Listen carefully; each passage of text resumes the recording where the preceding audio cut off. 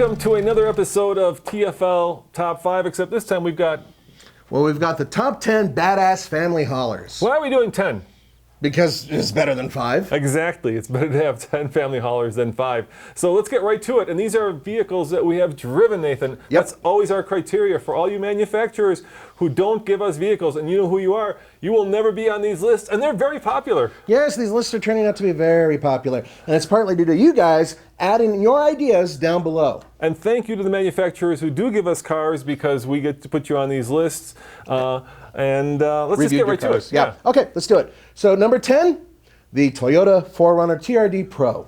Oh, I love that vehicle, dude. It's fantastic. It is one of the best off-roading vehicles in its class. It looks great. I think it looks great. And frankly, off-road, I just can't think of a vehicle in its class that performs as good. And you know what? Now that they've done away with the FJ, it's their new kind of high-end, except for the Land Cruiser, of course, off-road vehicle. And if you have a family, it actually works really well. Yeah, it's comfortable. It's spacious. I mean, a lot of room behind the second row. It's surprisingly good. And you can still order one with a third row. It's thirsty. It's very thirsty. Yeah. But otherwise, you know, you have a weekend car and a weekday car. Now, speaking of vehicles that are thirsty and more importantly, expensive, number 9 is all up to you, my friend. Yes, it's a W12 Bentley Bentayga. This is for all of you who have yachts.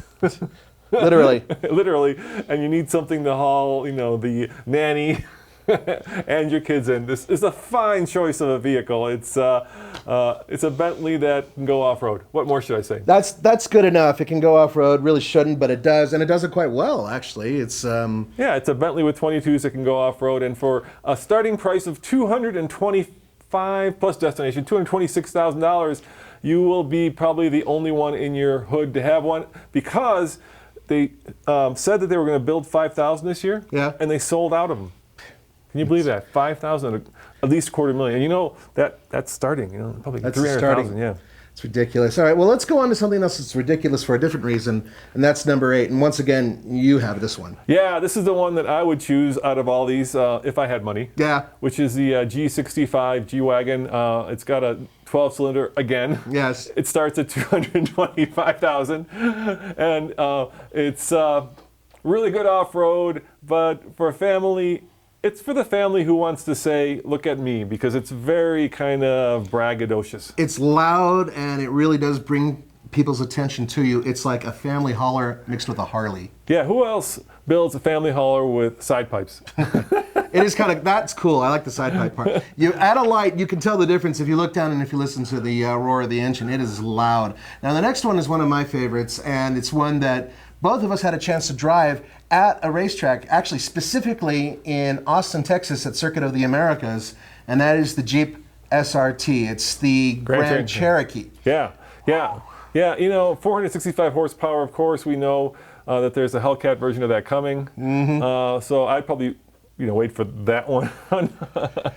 As it is, just with the giant Hemi in there alone, it is just a beast. It is capable of going around a corner much faster than it ever should, and it embarrasses small cars and turbos at stoplights, and it's fun. And best of all, a family truckster should be able to pull your stuff, and for this generation, they moved the center pipes to the sides, so you can actually tow with it. I forget the tow rating, but yeah, boat really, really fast. really fast. Yeah. Or if you're Andre, really, really fast, and then underwater, really, really fast. Put a snorkel He'll on never it. live that down, will he? He'll never live that down. All right, and the next one is also something I had a chance to drive, and that is the Volvo V60.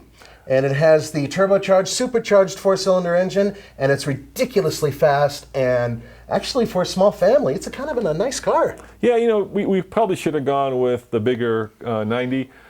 But this one has kind of that sporty panache. The 90 is just we got a lot of crossovers on this list, so we want to give you something that wasn't a crossover. Well, this is a wagon basically. You know, when everything's said and done, and yeah, it is a little bit smaller than the XC60. But that's just overall height. In terms of its overall ability, though, on a day-to-day basis and on the track, great car. And before we get to number 5, let me just do a quick promo for our new YouTube channel. Yes. TFL Now. You can click above or below to check that out. If you guys want to see everyday reviews, if you want to see behind the scenes, and if you want to see live videos that are coming soon to YouTube, that's where they'll be. So join myself, Nathan, Andre, the rest of the team over at TFL Now, because we've got some great stuff. You just actually did a 0 to 60 on the Ram 3500. Yep, that's right. And there's also the Ask Nathan that comes out every week. And that's where I take your questions and I directly throw them right back at you guys with some answers. All right, number 5. Number 5, and this is, without a doubt, I'm sure you guys are going to agree with this, the BMW X5M.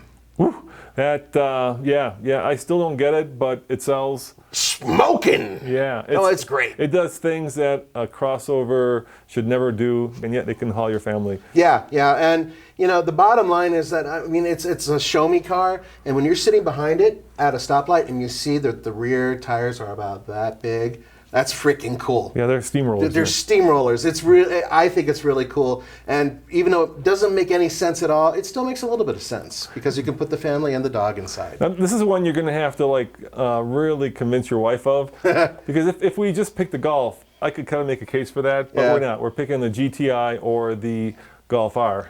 Yeah. Now the Golf R is one of the more interesting cars that we've had in terms of what Paul thinks of it, right? Yeah. Yeah, I mean, it's extraordinary on a track. And DSG transmission. It's a pretty damn good transmission. Personally speaking, I like the GTI. And here's the cool part. You can get them in 5-door configurations, 5-door being 4-door and a hatch.